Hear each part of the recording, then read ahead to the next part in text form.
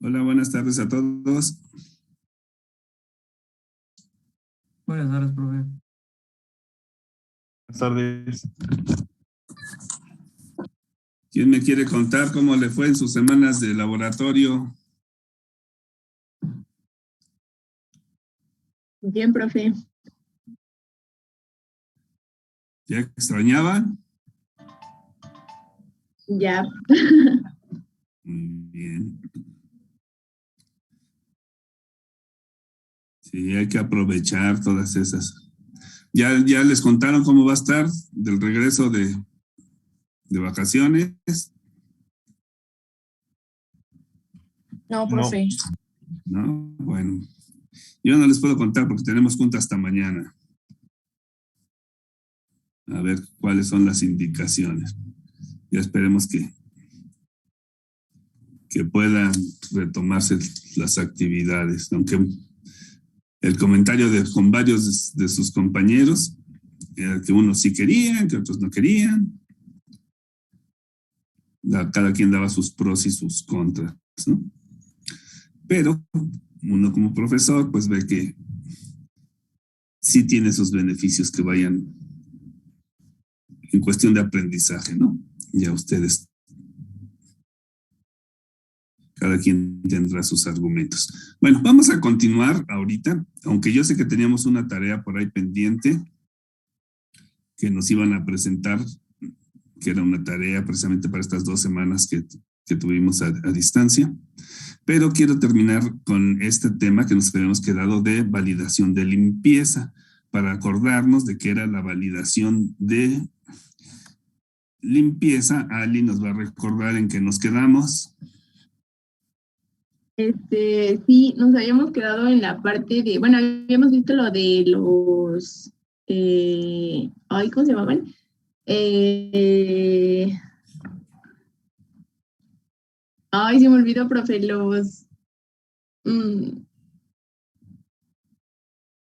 a ver, espérame. A ver, ¿cómo se lo explicarías a un niñito de 5 años y ya con eso te acuerdas? Creo que eran los pirógenos, ¿no? Bueno, esto ya habíamos visto más de pirógenos y todo. Cuéntame, Ali, ¿cuáles eran los residuos de interés que nosotros nos interesa para la validación de la limpieza?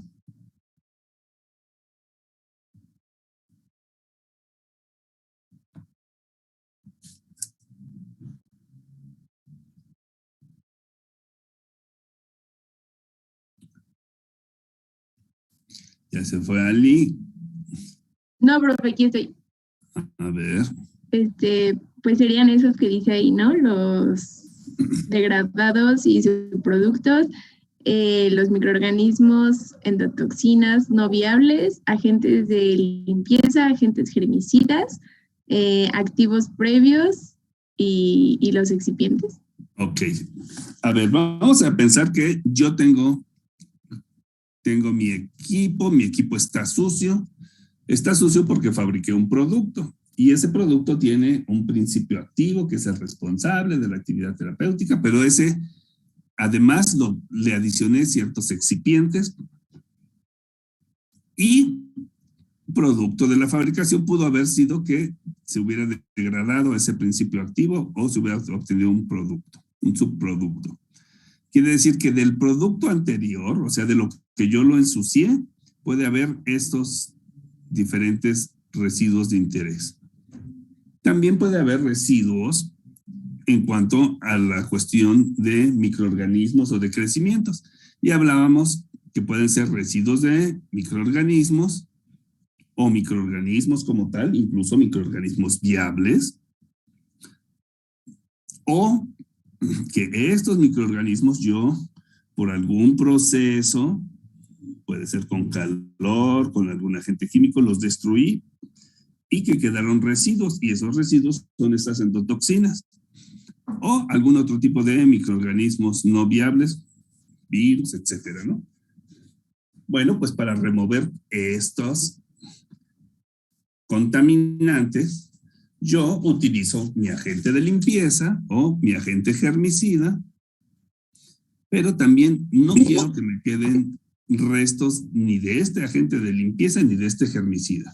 Es como que ustedes lavaran su vaso de agua, lo lavaron con su acción o con su salvo o con lo que ustedes quieran, pero no quiero que la siguiente vez que tome agua me sepa a jabón, ¿verdad? Entonces no me tienen que quedar residuos de estos agentes ni de limpieza ni de germicidas. Que era de lo que estuvimos hablando la última vez, que yo iba a hacer limpieza hasta un cierto nivel. Tengo un cierto nivel permitido para cada uno de estos residuos de interés. No es que quede absolutamente en ceros, ¿sí? Pero yo voy a establecer algunos niveles de aceptación de que me quede algún pequeño residuo de estos. También hablamos de que yo podía tener dos tipos de limpiezas. Una limpieza crítica, que era precisamente para esos equipos que están, o esas superficies del equipo que están en contacto directo con el producto, o para equipos no dedicados. Cuando hablábamos de un equipo no dedicado, Daniela Moreno, un equipo no dedicado. Eric. Son equipos que se dedican a múltiples procesos. Para múltiples procesos. Quiere decir que yo en ese equipo puedo fabricar diferentes productos, ¿sí? Lo que quiere decir que puedo tener diferentes contaminantes, diferentes principios activos, muchos excipientes. ¿Sí?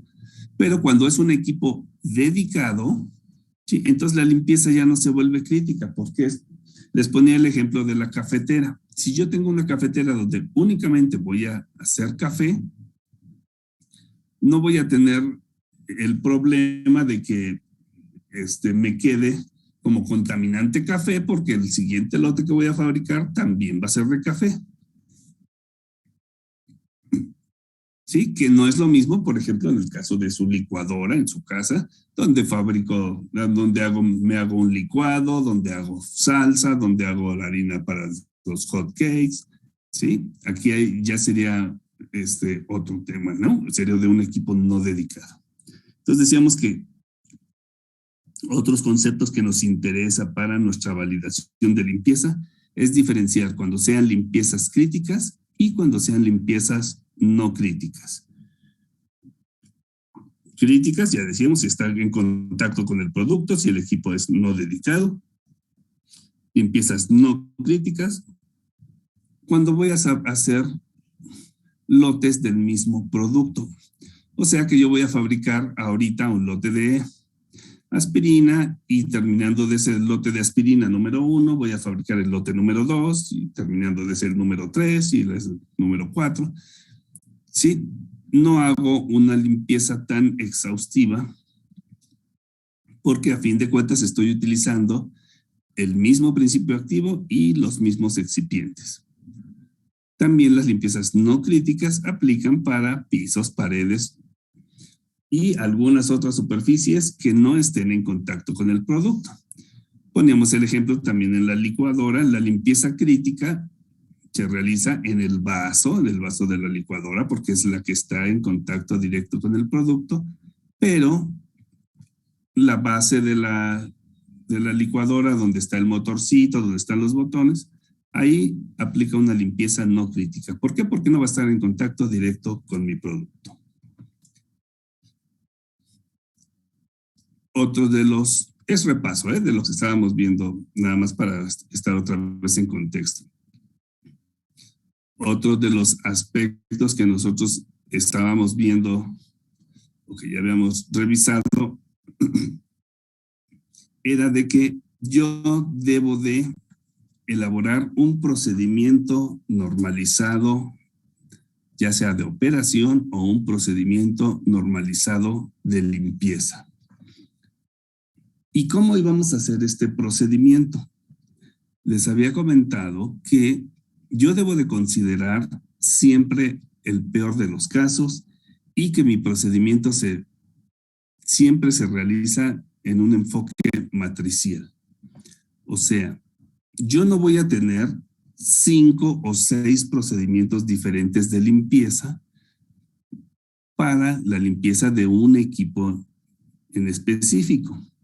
Voy a tener un solo procedimiento de limpieza y ese me va a asegurar que la limpieza que yo realice, no importa cuál sea el producto, no importa cuál sea el contaminante o si es que tenga algún residuo del principio activo, de los excipientes, de los subproductos, que si tienen microorganismos, que si tienen no viables, que si tienen endotoxinas, siempre voy a realizar el mismo procedimiento y ese procedimiento me va a garantizar que no importa de qué esté sucio, siempre le va a quedar limpio. Entonces, parte de las actividades que van a realizar ustedes, yo les voy a dar un machote, un ejemplo de un procedimiento de limpieza y ustedes nos van a decir cómo debe de realizarse el procedimiento de limpieza considerando el peor de los casos. Un ejemplo, si en su casa, y se los menciono ahorita que sea en la casa, porque es un equipo que ustedes ubican muy fácilmente, ¿no? Su licuadora, su olla express, su horno de microondas, ¿sí? Deben de considerar de cuál es el peor de los casos, de qué es de lo peor que se puede ensuciar el vaso de mi licuadora, o de qué es de lo peor que se puede ensuciar mi olla. Habrá quien diga, pues es que mi mamá cocina mole y ese es el peor de los casos. No es lo mismo lavar mi olla que se ensució con caldito de pollo a mi olla que ya se ensució con mole, ¿no? Asimismo ocurre en la empresa. Hay productos que yo elaboro que son mucho más fáciles de limpiar que otros. Entonces vamos a realizar un procedimiento normalizado de limpieza considerando el peor de los casos. Y váyanse imaginando cómo sería en su licuadora, ¿no? Nos debe de incluir ese procedimiento, las instrucciones de desensamble y ensamble. O sea, que nos van a indicar cómo debo de desarmar mi vaso de la licuadora, ¿no? En este caso. Pues que desatornille la parte inferior, que retire el empaque, retire las aspas. Después nos van a decir qué materiales auxiliares de limpieza utilizo. ¿Cómo qué materiales utilizarías, Carolina, para realizar un procedimiento normalizado de limpieza? ¿Qué debo de incluir?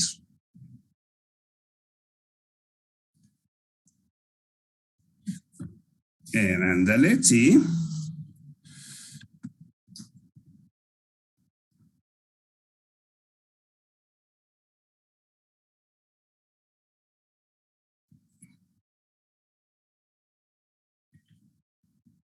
Escobillones. Ok.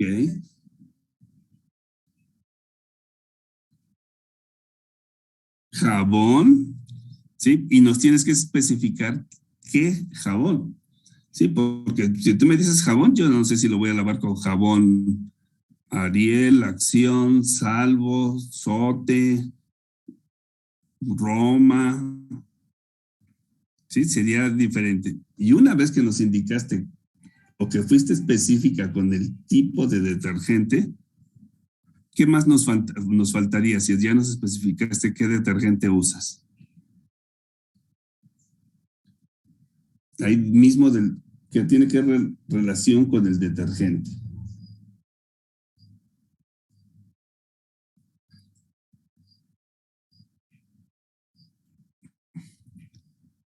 Claro.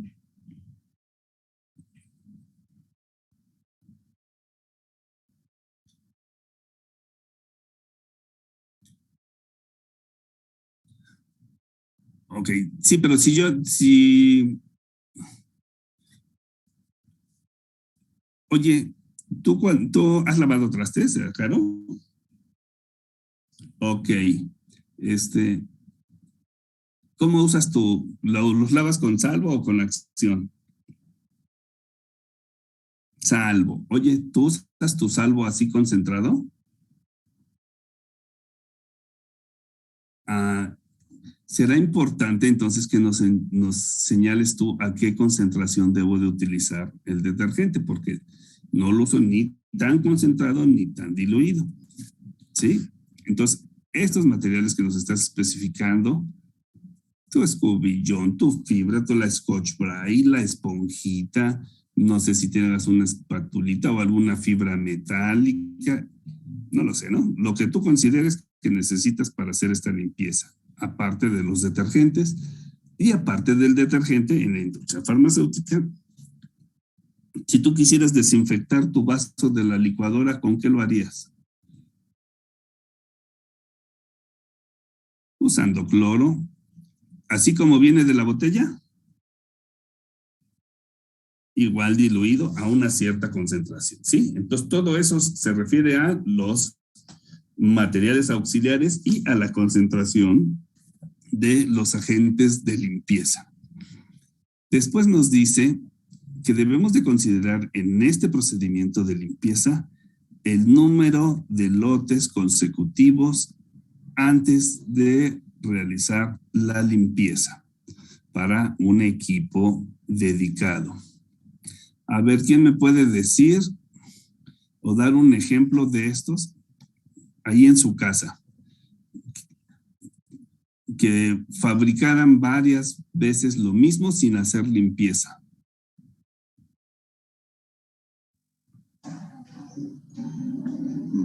¿Podría ser calentar tortillas? Calentar tortillas. A ver, ¿cómo está eso, Gerardo? Bueno, pues tengo el comal de la estufa y no es que vaya a calentar una tortilla y vaya a hacer la limpieza. No, simplemente caliento la tortilla, apago la estufa y dejo que se enfríe. No precisamente la estoy lavando cada vez que vaya a usar, cada vez que vaya a calentar una tortilla. Ok. Pero en algún momento lo lavarás, ¿no? Ah, no, sí. ¿Después de cuántas veces? No sé, a lo mejor cada tercer día. Ok, o cada bueno, semana, dependiendo. Pudiera ser. Otros, por ejemplo, cuando yo voy a lo mejor a una tienda, a una lonchería o con la señora de las gorditas, lava su comal cada que prepara sus gorditas. No, ¿verdad? Lo lava al final de la jornada o después de que preparó cierta cantidad. ¿Sí? Igual aquí en la industria farmacéutica puede ser de que si yo voy a fabricar 5 lotes de neomelubrina en el mismo día, fabrico los 5 lotes en el equipo y hasta que termine ese día hago la limpieza. Obvio es que si hay algún problema de contaminación, ese problema implicaría, ¿sí? O involucraría a los 5 lotes que fabriqué en ese día. Son ahora sí que riesgos calculados, ¿no? Yo hago mi validación de limpieza, veo que pues mi equipo me aguanta para hacer la fabricación de esos 5 lotes y ya hasta que termine de mi día de fabricación, hago la limpieza. ¿Sí? Entonces, eso también lo debo de considerar cuando son equipos dedicados en los que yo puedo hacer la fabricación de varios lotes a la vez. Después debo de establecer el tiempo máximo entre el uso del equipo y la limpieza. Ya habíamos hablado de que el hecho de que yo lave un equipo no quiere decir que ya quedó limpio de aquí a toda la eternidad, ¿verdad? Yo hago la limpieza de mi equipo y le doy una vigencia. Normalmente le dan entre 7 y 14 días de vigencia a los equipos. Después de los 14 días, si no se ha ocupado el equipo, debo de volver a lavar. Es como cuando ustedes lavan una olla en su casa y la guardan en la alacena y resulta que la olla no la usé en un mes, ¿no? En 2 meses.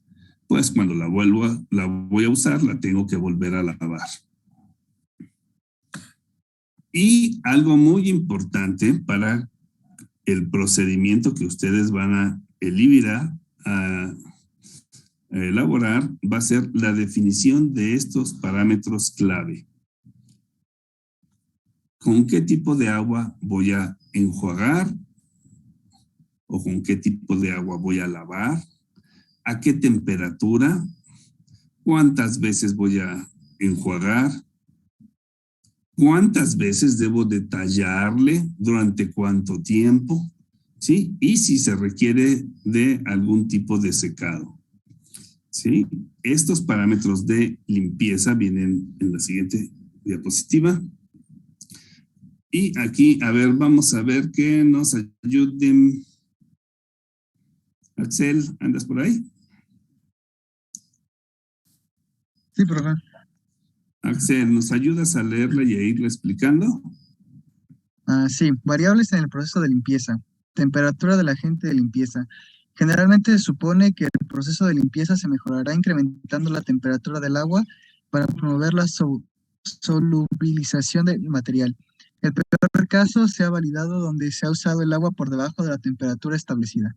Ok, aquí imaginémonos, Axel, que tú vas a lavar una olla que tiene restos de mole. ¿Será más fácil de lavar si yo utilizo agua caliente o agua fría? Caliente. Caliente, ¿no? Es a lo que se refiere esto, la temperatura del agente de limpieza. Primero con agua y con agua caliente, ¿no? ¿Qué más, Axel? Por lo que entiendes como de que esa temperatura como caliente es más fácil, pero tiene que validarse como con la temperatura más baja. En este caso sería como, pues, sería más difícil porque tendría que tallarle como más fuerte, más veces y cosas así. Ok. ¿El siguiente punto? Duración de los enjuagues y volumen caudal del flujo. Una mayor duración, así como un flujo más rápido, aumenta la probabilidad de que se remueva el contaminante residual. Por lo tanto, se estudiaron la duración de los enjuagues y volumen caudal de flujo más bajos de los indicados por el procedimiento.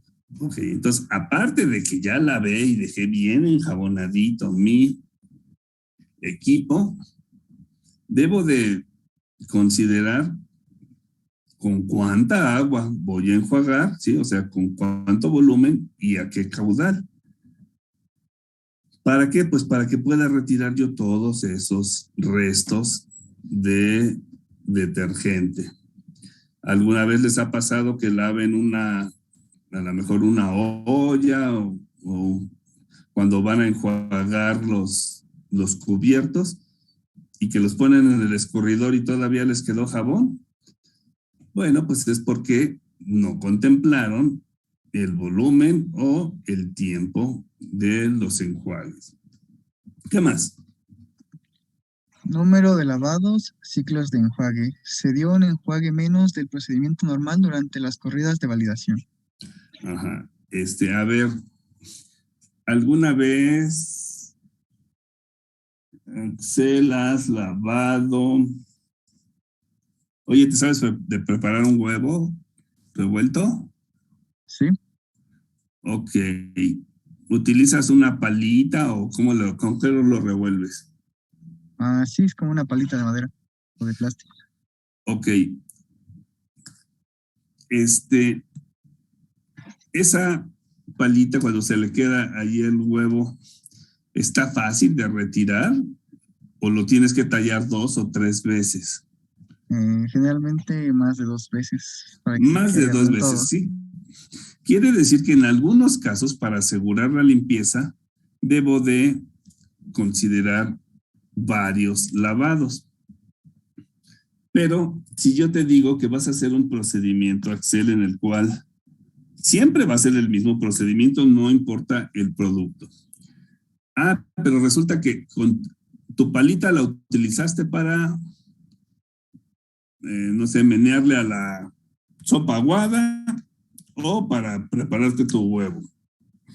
¿Cuántas veces vas a lavar la palita cuando la ensuciaste con sopa aguada? Pues con una, yo creo. ¿Y cuando es con huevo? Pues dijimos, no sé, pongámosle 3. Pongámosle 3. Oye, pero yo te estoy diciendo que vas a hacer un procedimiento que no importa de lo que esté sucio, siempre me vas a asegurar que tu palita queda limpia. ¿Cuántas veces va a decir tu procedimiento que talles? 3. 3. ¿Sí? A eso nos referimos aquí. A que no importa de qué se haya ensuciado, tú lo vas a lavar 3 veces. ¿Sí? ¿Por qué? Porque estás usando el criterio del peor de los casos. Aunque ya veas que ya quedó limpia en la primera lavada, no, lo vuelves a tallar y otra vez lo vuelves a tallar. ¿Sí?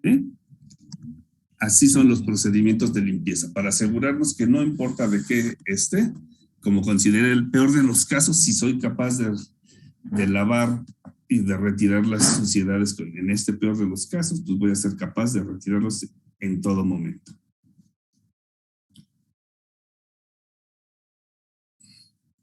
Luego nos decía, limpieza solo después de campañas.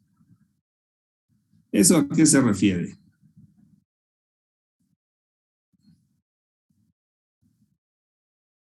Bueno, dice, en el procedimiento de la limpieza está definido el número máximo de lotes que comprenden una campaña y un tiempo máximo permisible, lo cual incluye una campaña y las operaciones de limpieza. La validación de limpieza se hará después de 3 campañas consecutivas, cada una con diferente número de lotes y periodos de tiempo. Muy bien. Resulta que esto ya lo habíamos comentado un poquito en la diapositiva anterior, donde les dije el número de lotes consecutivos antes de la limpieza. ¿Sí? ¿Qué es una campaña? En la industria farmacéutica,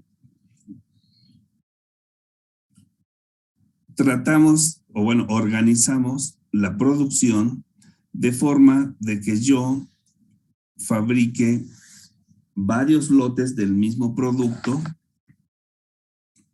de una manera consecutiva. Porque si no, imagínense que yo voy a tabletear un lote de neomelubrina. Y después de ese lote de neomelubrina, voy a hacer un lote de paracetamol. Y después de ese de paracetamol, voy a hacer otro de neomelubrina. Y después del de neomelubrina, otro de paracetamol. Es mucho tiempo el que yo perdería lavando y desarmando la tableteadora o los equipos para su limpieza. Les doy un ejemplo. Para yo tabletear un lote de 1 millón de tabletas, pues me tardaré unas 3 o 4 horas tableteando. Pero para realizar la limpieza de esa tableteadora, me tardo a lo mejor unas 8 o 10 horas. Quiere decir que tendría más tiempo parado mi equipo realizándole limpiezas que operándolo. O sea, me dedicaría yo más a limpiar que a producir. ¿Qué es lo que hacemos? Organizamos de tal forma que digamos, bueno, si en el mes tengo que hacer 10 lotes de neomelubrina y 10 de paracetamol, pues los fabrico todos seguiditos. Y es a lo que le llamaríamos una campaña. ¿Sí? A lo mejor en un día alcanzo a tabletear 3 lotes y al siguiente día otros 3 lotes y al último día 3 lotes, ¿no? O 4 lotes. Quiere decir que mi campaña de fabricación duró tal vez 4 días. Yo voy a hacer la limpieza hasta que terminen esa campaña de fabricación de lotes. Pero esto no quiere decir de que yo diga, pues voy a fabricar 100 lotes de una vez, ¿no? Para no tener que hacer limpieza en todo el año, no. Debo establecer un número razonable, ¿sí? De lotes que voy a fabricar y un número de días consecutivos sin realizar obviamente la limpieza, porque no voy a realizar la limpieza ahí entre lote y lote. ¿Sí? Y normalmente así establecen, bueno, va a ser una campaña de tantos lotes que implica 3 días consecutivos utilizando ese equipo.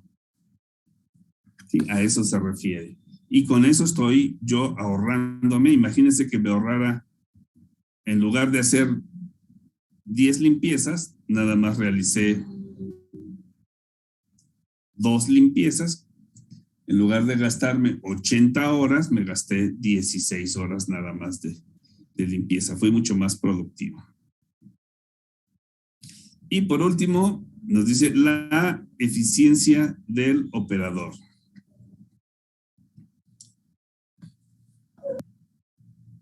¿Qué? Sí. Dinos, Se Axel. ha abordado la consistencia de la limpieza entre 2 operadores de limpieza. Los operadores han sido capacitados en las operaciones de limpieza y los requisitos se encuentran en registros, perdón. Y los registros se encuentran ¿en dónde encontraremos esos registros?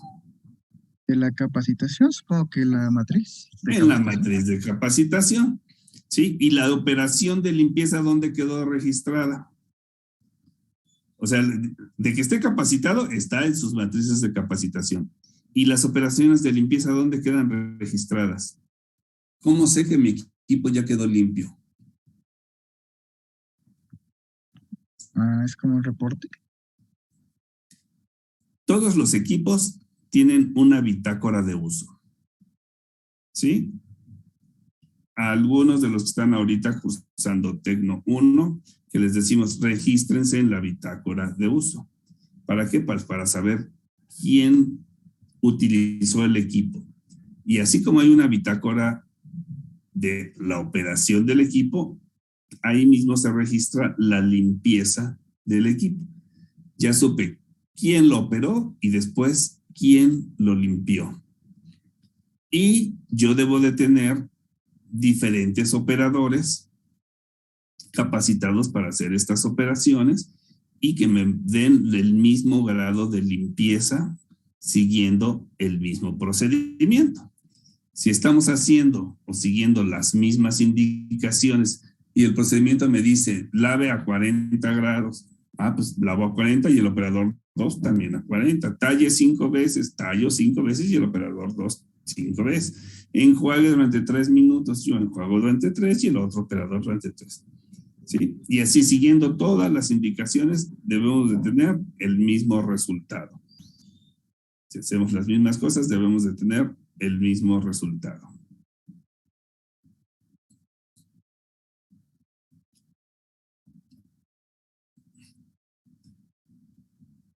Y aquí nada más cabe aclarar de que yo puedo, para mis fines, tener diferentes peores casos, pero yo debo de justificar por qué estoy utilizando alguno de ellos. Y nos dice cuándo sea el peor caso del contaminante o cuando sea el peor caso del producto. ¿Qué diferencia entre este peor caso del contaminante y peor caso del producto?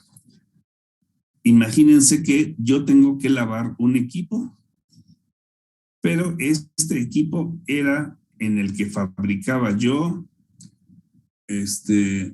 un favo terapéutico. O sea, esos productos que involucren, por ejemplo, el veneno. ¿Sí? Cuando yo voy a hacer un antiveneno, ¿sí?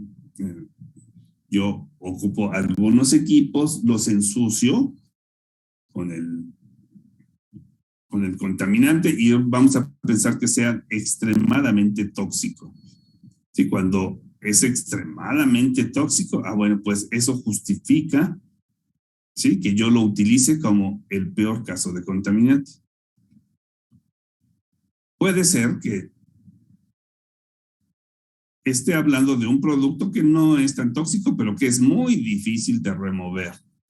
Entonces yo digo, bueno, en este caso, para este equipo, no es que tenga yo algo tan tóxico, pero tengo un producto que es muy difícil de remover. Entonces, mi peor de los casos, lo selecciono con el producto más difícil de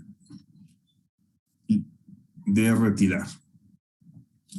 Y luego hay otras ocasiones cuando me dice el peor caso de equipo. Esto normalmente es para equipos que son de difícil acceso a todas las partes, como sería en el caso de, por ejemplo, las tableteadoras, que yo tengo matrices, tengo punzones, tengo muchos espacios ahí donde se puede alojar el granulado o el polvo. También sobre la platina, sobre la tolva, sobre la manguera. O sea, hay muchas zonas donde pudiera quedar residuos, ¿no? O puede ser el caso, por aquí nos dice, pues las mangas de los secadores de lecho fluido, que son también muy difíciles de lavar. Entonces, ustedes pueden escoger alguno de estos diferentes peores casos y dan la justificación de por qué están escogiendo uno u otro. Una vez que realizamos nosotros nuestra limpieza con diferentes agentes, obviamente, de limpieza, pues voy a tener que sanitizar mi equipo. En el caso de estos agentes de limpieza, ustedes buscan pueden buscar por internet, hay diferentes proveedores. Los proveedores ya les van a dar todas las características del agente de limpieza que estén utilizando. Además de las características, les van a decir a qué concentración de uso se deben de utilizar. ¿Con qué los debo de preparar? Si voy a utilizar un solvente o si los voy a utilizar en agua. Y les van a dar un certificado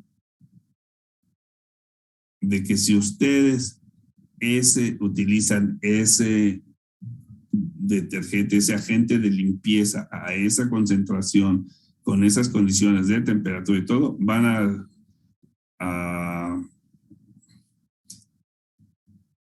a tener un equipo limpio y sin residuos de estos solventes, porque incluso dan hasta las recomendaciones para la forma de enjuague de los equipos.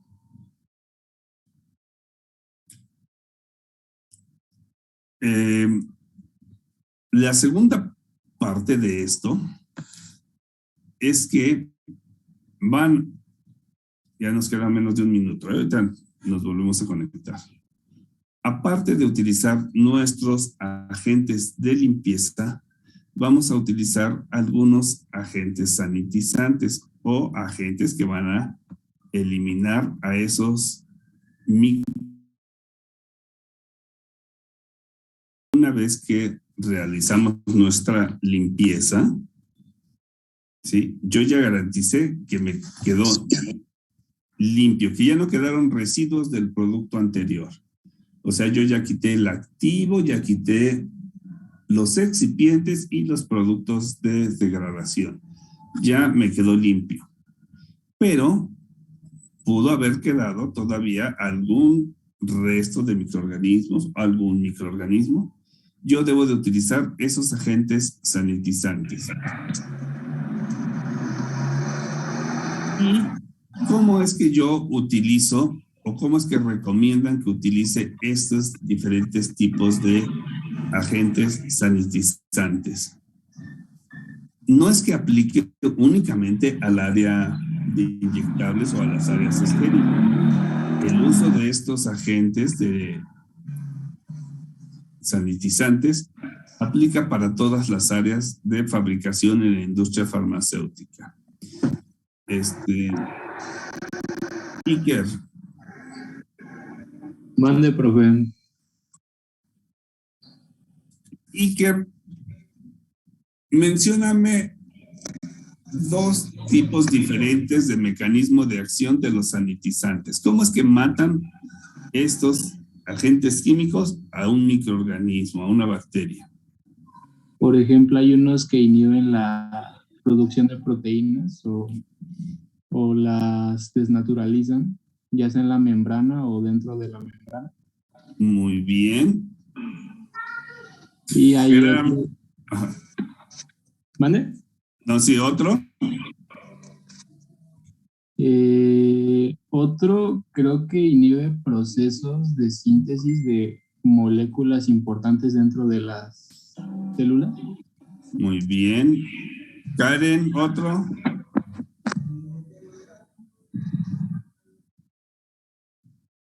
Ya está Karen, Carla, Paola.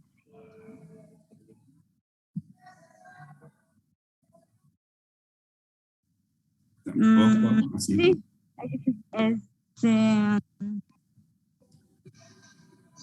pues podría ser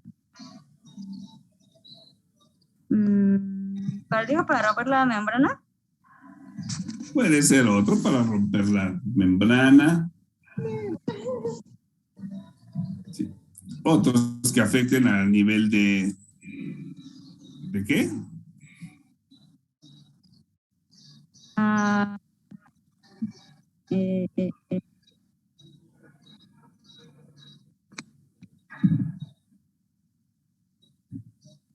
no se me ocurre ningún otro. Bueno, ahí los que vengan en rojito, Ya. ¿cuál nos puedes traducir?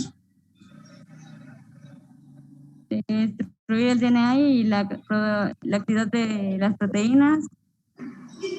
Daña la permeabilidad de la membrana.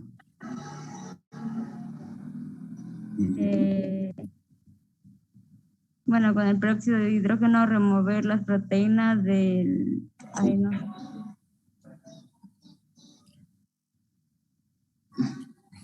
Ok, bueno, aquí lo que nos estás diciendo es que tenemos diferentes tipos de productos, como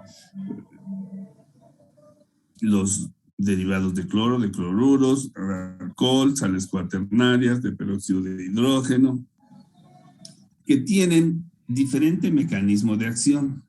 ¿Por qué nos interesa esto, Sergio?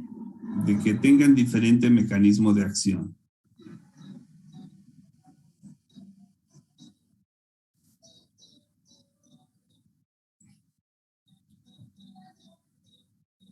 ¿No está Sergio? Vania.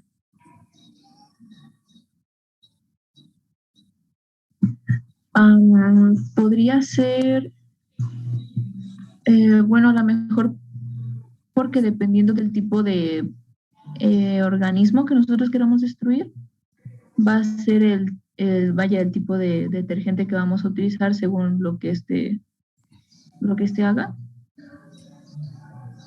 Ok. Sí, sí tiene que ver. ¿Qué es lo que queremos evitar? Que los microorganismos generen ¿qué? Bueno, que se reproduzcan, ¿no? Que generen más microorganismos. Ok, primero los quiero matar, ¿no? Ok. O sea, quiero, uno, inhibir su crecimiento, otro, evitar su reproducción, y un tercero es evitar que generen resistencia. ¿Sí? Si ya se había salvado con la aplicación de un sanitizante, ¿sí? Con el siguiente seguramente no, ¿verdad? Y con esto yo estoy evitando que generen resistencia. Quiere decir que yo voy a utilizar diferentes tipos de sanitizantes para evitar precisamente esta resistencia. ¿Cómo le voy a hacer? No es que yo le aplique primero un sanitizante y luego lo enjuago y le aplico otro y luego lo enjuago y le aplico otro y luego no. Voy a poner un rol, ¿sí? O sea, un calendario de uso de desinfectantes. Principalmente estos los ponemos para áreas, para superficies, para paredes, para equipos, ¿sí? Para evitar precisamente el crecimiento de estos microorganismos. Entonces yo establezco un calendario y digo, a ver, en la semana 1, ahorita que estamos en abril, digo, en la semana 1 voy a utilizar un desinfectante a base de cloro. En la semana 2, uno a base de alcohol. En la semana 3, otros a base de sales cuaternarias. En la semana 4, de peróxido de hidrógeno. Y pues como ya se acabó el mes, empieza otro mes y empieza otra vez. La semana 1, cloruro. Semana 2, alcohol. Semana 3, cuaternario.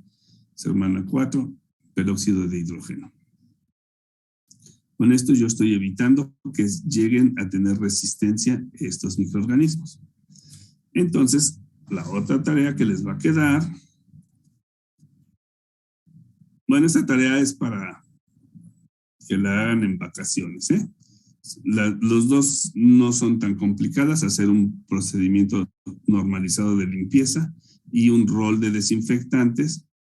Ustedes investigan cuáles desinfectantes hay para la industria farmacéutica. Ahí mismo les va a decir cómo se preparan todo. Y nos van a decir en qué semanas los van a usar, cuál es el mecanismo de acción de cada uno de esos desinfectantes y su fecha de caducidad. ¿Cómo le hago para saber esa fecha de caducidad?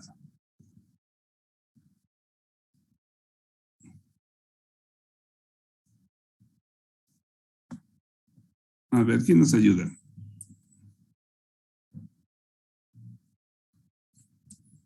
Sofi.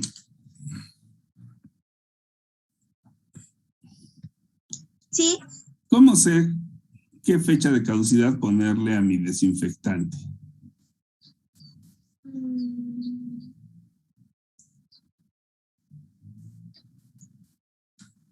Pues supongo que...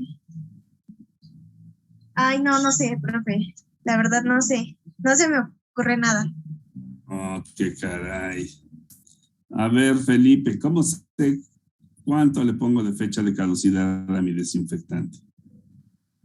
Se hacen pruebas con diferentes lapsos de tiempo y se observa hasta cuándo mantiene su eficiencia, hasta cuándo sigue eliminando el mismo número de microorganismos en el mismo tiempo con la misma cantidad. Ok. A ver, Octavio, ¿cómo sé qué fecha de caducidad le pongo a mi desinfectante? Podría ser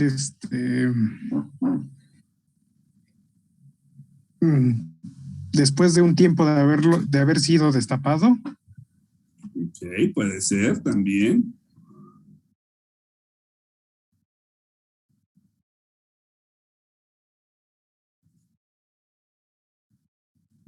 No se me ocurre cómo, bueno, aparte de eso.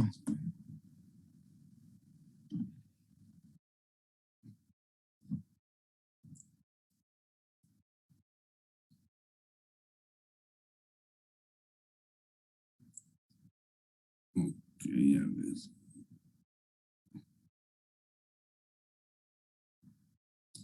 Resulta que cuando nosotros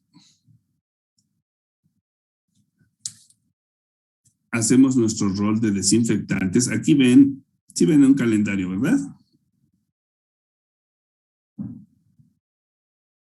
Sí, profe, sí se ve. Sí, profe, sí vemos el calendario. Bueno, resulta que aquí esta persona dijo, yo para este mes de noviembre del 2020 voy a utilizar en la primera semana este sanitizante que se llama Sanibec, que va a una concentración del 1% en volumen, su mecanismo de acción es que cambia permeabilidad. Esta primera semana voy a utilizar Sanibec. En la segunda semana voy a utilizar Desinflor, del 9, todos estos días. En la tercera semana utilizo otro, en la cuarta semana utilizo otro. Efectivamente, como ustedes nos dicen, yo puedo ponerle diferentes tipos de fecha de caducidad, pero yo lo preparé, acuérdense, mi proveedor me está dando un concentrado. Es como ustedes decirles, preparan o compran su botellita de Salvo o de Acción. Pero ese no es el sanitizante que están utilizando a esa concentración. Ustedes lo preparan en un vasito, en un recipiente, ponen cierta cantidad en mililitros y luego le ponen agua. ¿Sí? Ese Salvo diluido que prepararon, ¿cuánto le dan de fecha de caducidad? A ese es al que me estoy refiriendo. Le voy a dar 1 año preparado ahí en mi tacita, en mi... ¿Sí? ¿Se les ocurre como que así funcionaría la cosa? A ver, Karen.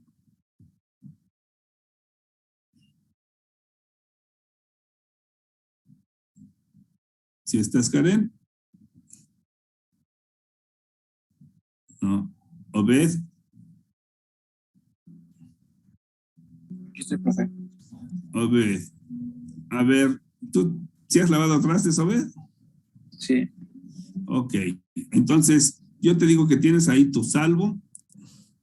Sí, pero ese realmente no es al que nos estamos refiriendo. Ese viene concentrado en su botellita. Y tú de ahí vas a vaciar una cierta cantidad y preparas ahí en tu recipiente tu Salvo diluido. ¿Ese como cuánto tiempo te durará? Es que sería lo mismo que decía el compañero, ¿no? Hay que hacer las pruebas de como estabilidad, los protocolos de estabilidad, donde a lo mejor el primer día lo voy a probar y hago el experimento, tengo mis resultados y después pasado un tiempo lo vuelvo a hacer hasta que, por ejemplo, tengo como que ciertos números de microorganismos permitidos y cuando ya llega a ese nivel significa que esa preparación ya no va a servir. Ajá. ¿Cuánto tiempo nos interesa que ese sanitizante esté vigente? El que preparé, Sí. pues el mayor tiempo posible, a lo mejor añadiendo un, 2 años, 3 años. ese sí no sabría, a lo mejor 1 año estaría bien porque 2 años no creo que siga. A ver, no, es que entonces no has lavado trastes, Obed. Pues es que no me dura tanto tiempo el jabón preparado. ¿Cuánto te dura? Pues a lo mucho unos 3 días o menos, Ok. 2 días. Pues igual acá en la industria. Van a preparar, sí, su sanitizante diluido. ¿Cuánto nos interesa que dure?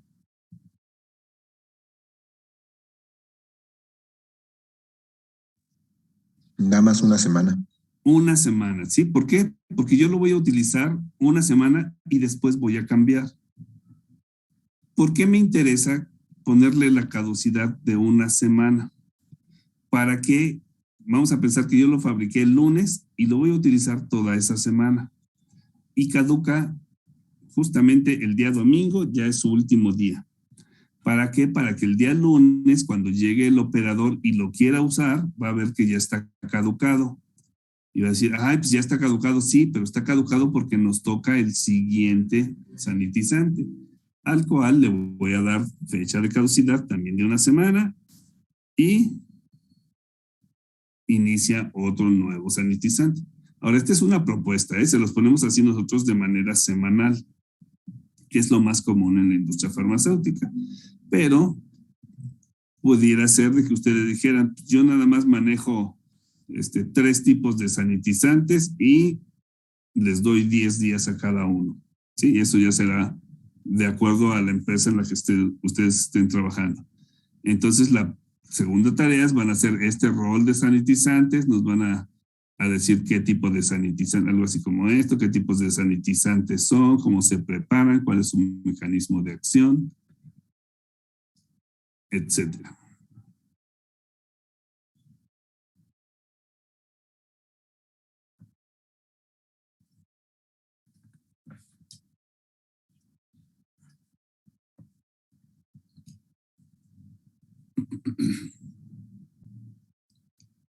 Y bueno, aquí hay diferentes mecanismos de acción de acuerdo al diferente tipo de sanitizante o desinfectante que estemos utilizando.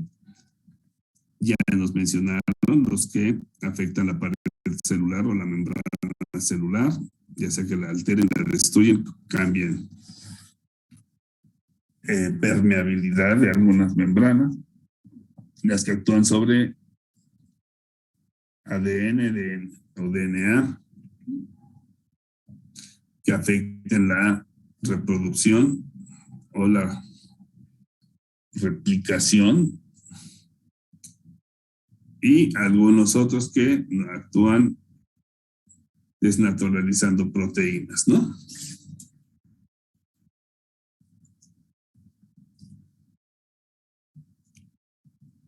Esto se los pongo porque deben de considerarlo para sus parámetros de limpieza ahora que hagan su procedimiento normalizado de limpieza.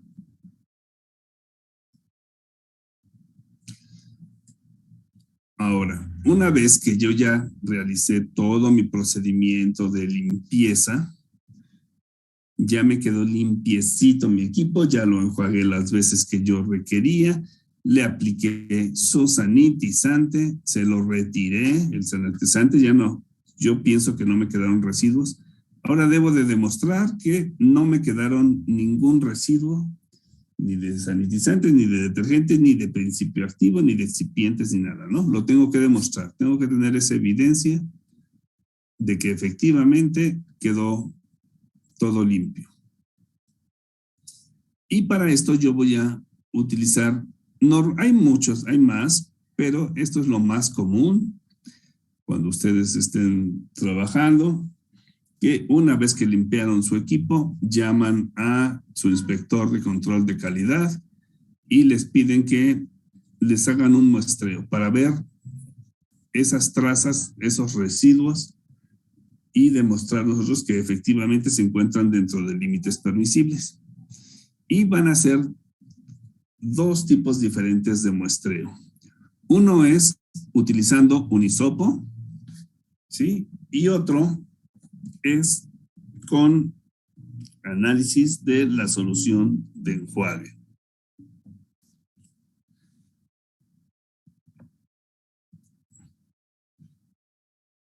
Les venden unos kits que son como, bueno, que es como esto, es un tubito con su hisopo. En el tubito va la solución con la que yo voy a hacer el muestreo, algo en lo que sea soluble mi principio activo o mis excipientes. Por ejemplo, si yo fuera a hacer un análisis de ácido acetilsalicílico, pues esta solución sería una solución a un pH neutro o ligeramente alcalino, porque en eso es soluble el ácido acetilsalicílico. Si no, lo voy a poner en algo que sea insoluble. Entonces, ¿qué es lo que yo hago? Yo digo, bueno, tengo mi hisopo, lo sumerjo en esa solución, ¿sí?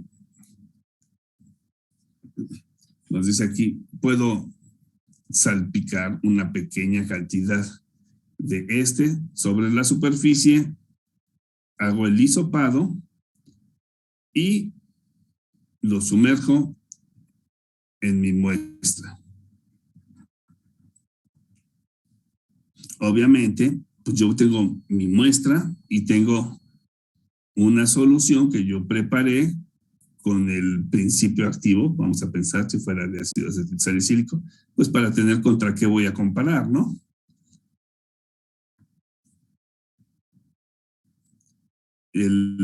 La forma en que hacemos nosotros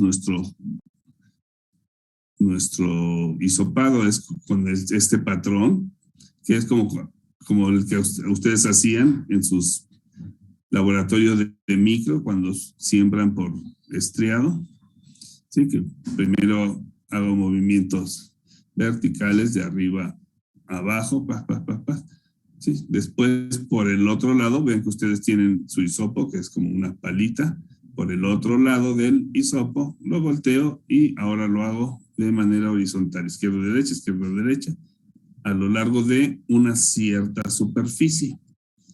Sí, que van a determinar ustedes. Es obvio que no voy a hacer, si fuera un tanque de 100 litros, pues no voy a hacerlo en todo el tanque, ¿verdad? Sino en una fracción, en un pedacito del tanque, donde yo consideraba que era de difícil limpieza. Y ya, lo sumerjo en mi contenedor y eso lo mando yo a que me hagan un análisis. El análisis pues ya puede ser por espectrofotometría, por algún método, ¿no?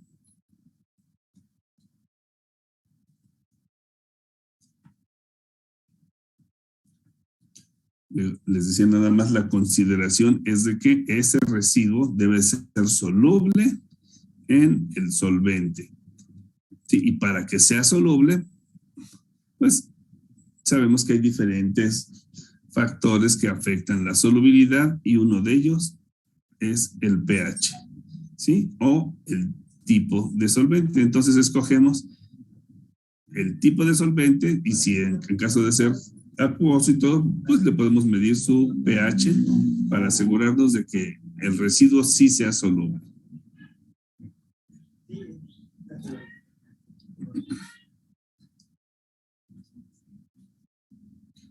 Dentro de las ventajas de este...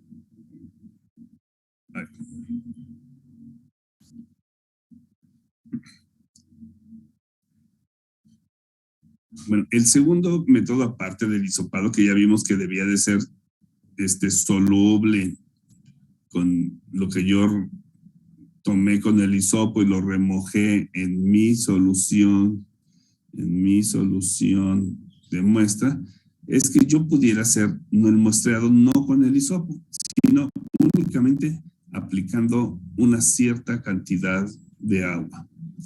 ¿Sí? Si yo le aplico una cierta cantidad de agua o de solvente, pues tenderá a arrastrar los residuos, tanto de activos como de excipientes, como de subproductos. Y yo voy a colectar esa cantidad, ese volumen de agua. ¿Sí? Y también, al igual que en el caso anterior, pues debo de considerar que el residuo que yo quiero evaluar debe de ser soluble, ¿sí? Tanto en el solvente como a ese pH. La ventaja que tiene hacer este tipo de muestreos es que, por ejemplo, si yo quisiera hacer el muestreo, yo utilicé una manguera para transferir el producto de un tanque a otro y quiero ver si esa manguera me quedó limpia. Es difícil introducir un hisopo más allá de los 10 centímetros que tenga el manguito del hisopo, ¿no? Como para saber si a la mitad de la manguera quedó limpia. Pero si yo transfiero una cierta cantidad de agua o de solvente a través de la manguera, pues puedo hacer un muestreo de una mejor forma, de una mayor superficie, para ver que no me hayan quedado residuos, ¿sí? Entonces, este método de muestreo por agua de enjuague nos da la ventaja de llegar a lugares muy inaccesibles, ¿sí? Y nos da una idea general de cómo quedó todo el equipo. Dentro de las desventajas dice, es establecer los límites aceptables, porque pues yo estoy poniendo una cierta cantidad de agua, o sea, un volumen mayor, y puede ser que la dilución, o sea que sí había algún residuo, pero como la diluí tanto en ese volumen de agua que yo apliqué, no la puede estar determinando.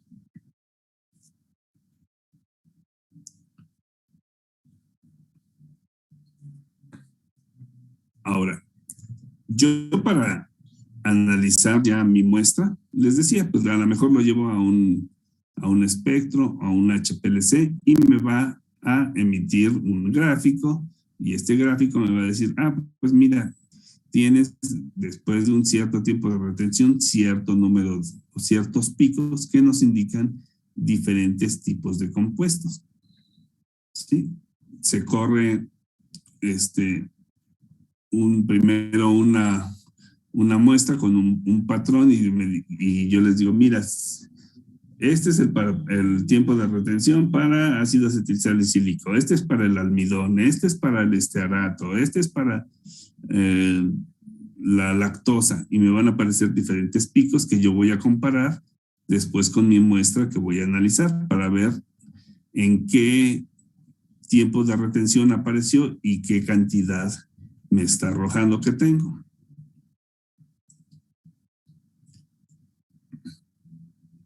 En algunos casos van a utilizar algún tipo de método analítico que sea no específico. ¿Qué quiere decir esto? En el método de un HPLC es muy específico, yo estoy determinando exactamente el grupo que quiero identificar. Pero hay algunos casos en los cuales el método analítico lo hago por una cierta característica. Uno de los más comunes que van a encontrar ustedes es este que se llama TOC, en el cual yo estoy determinando la cantidad total de carbono orgánico. ¿Sí? Si yo quisiera determinar cuánto me quedó de lactosa, probablemente pues puedo utilizar un método que me identifique lactosa o puedo identificar un método que me identifique carbono. La lactosa, a fin de cuentas, tiene carbono. Si yo utilicé como agente desinfectante alcohol etílico. ¿Cuál es la forma del alcohol etílico? La fórmula del alcohol etílico, Leonardo.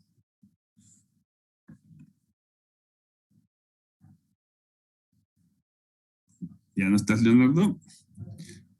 Bueno, Luisa. ¿Dónde, profesor? Luisa, la fórmula de alcohol etílico.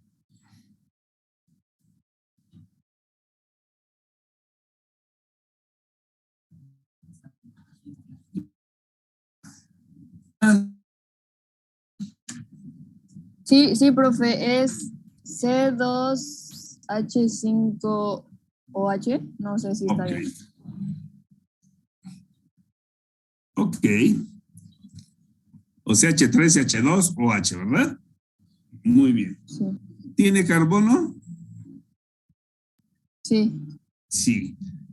Si yo te digo que me determinaras por un método específico, probablemente tú inyectarías una muestra de etanol, te aparece un pico y de la muestra de enjuague de tu equipo o de tu hisopo, te aparecería otro piquito. Y ya dices, mira, es muy específico.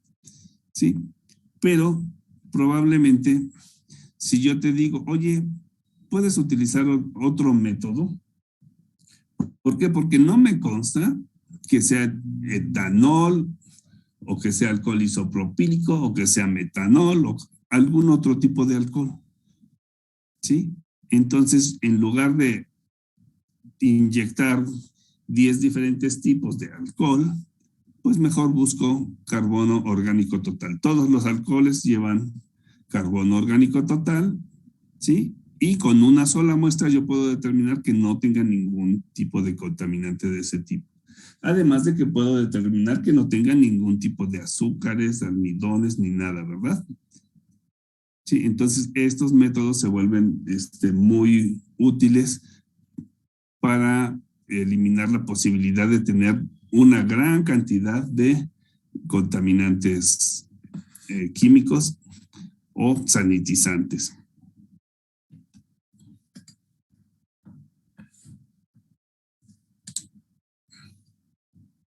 Y aquí nos dice que, bueno, pues yo puedo hacer el carbono orgánico total de una muestra de un hisopo. O nos dice el porcentaje de carbono aquí esto sí quiere decir clean in place, o sea, cuando la limpieza se hace en sitio, cuando yo tengo algún método de limpieza que me va a inyectar agua y va a realizar diferentes tipos de enjuague y después me va a recolectar el agua. Tengo un cierto porcentaje permitido. Sí, y pues ustedes lo van a establecer.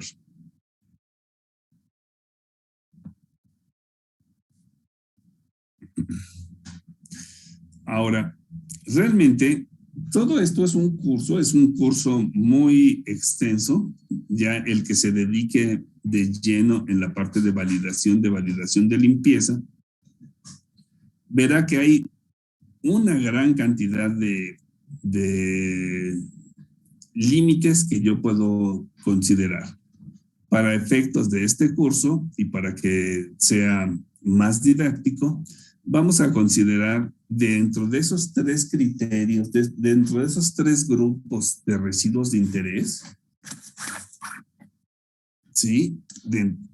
Los límites, ya sea para principio activo o excipientes, o sea, esos límites del producto anterior, de lo que yo ensucié en mi equipo.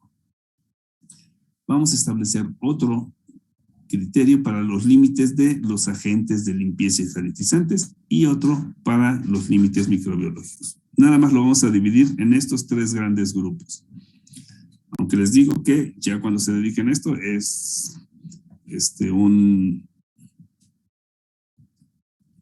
mucho más extenso, ¿sí?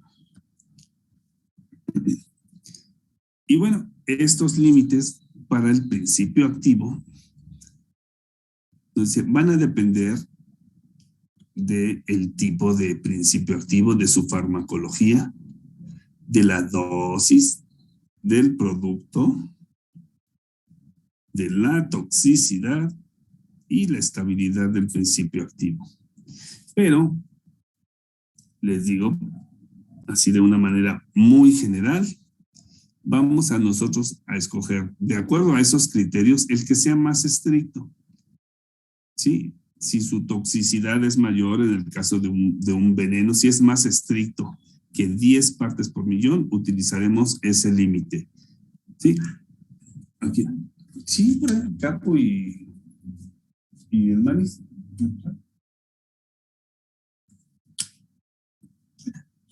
Bueno.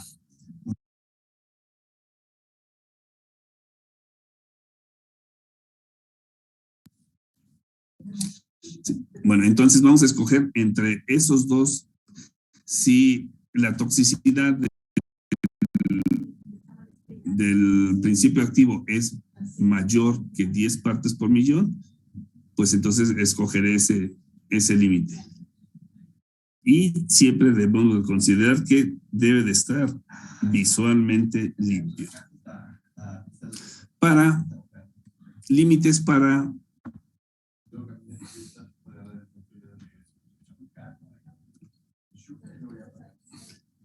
miren, esto lo que les digo es que era como es un curso grande, muy especializado para todos estos límites, luego llega a haber así muchas confusiones, ¿no? Que ya no sé si era el límite de 10 partes por millón, pero si era en mi hisopo, si era en mi agua de enjuague, sí. Para que se den una idea de los límites que hay, aquí nos dicen, hay límites para la cantidad diaria permitida, límites para la concentración en el siguiente producto, máxima de transferencia en un tren de manufactura, cantidad de superficie, cantidad en el hisopo, cantidad de muestra, concentración. Y este es nada más un ejemplo, ¿no? Hay mucho más. Nosotros ahorita de manera general lo tomamos así, ¿no? Es decir, oye, para el producto anterior de sus principios activos o excipientes, ¿cuál sería el límite? Vamos a tomarlo ahorita como 10 partes por millón, a menos que el límite por toxicidad sea todavía menor.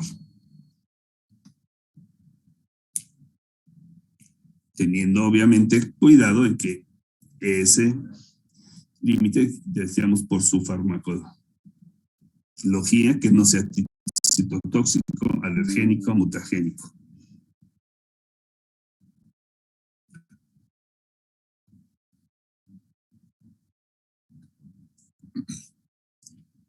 ¿Cuál es un problema o cómo puedo yo eliminar un problema cuando tengo yo estos productos con esos límites tan pequeñitos, cuando sí son citotóxicos, alergénicos o mutagénicos? ¿Qué es lo que debo de hacer? Pues volver mi equipo dedicado, que ya nada más lo utilice para fabricar esto, que no tenga el peligro de que se transfiera algún componente citotóxico, mutagénico o alergénico a otro producto. ¿Sí? Por eso es que ustedes van a llegar, van a conocer que en las empresas muchos equipos ya son dedicados para evitar esos problemas.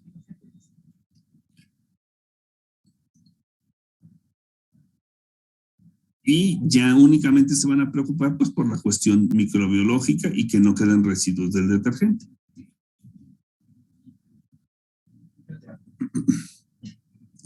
Cuando yo hago mi equipo dedicado, como va a tener, siempre voy a fabricar con el mismo principio activo y los mismos excipientes, estos ya no me preocupan.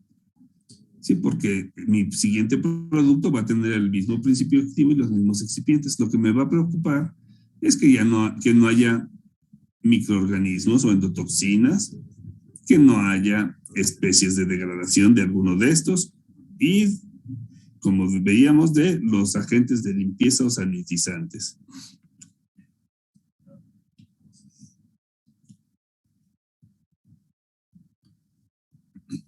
En el caso de los límites para agentes de limpieza, como son muy variados, y ya vemos que existen diferentes mecanismos de acción a diferentes concentraciones y todo, nosotros lo vamos a tomar como que estos límites se calculan en base a la LD50 del agente de limpieza. O sea, esa dosis, ya habíamos platicado de esta LD50, esa dosis letal que mata el 50% de la población.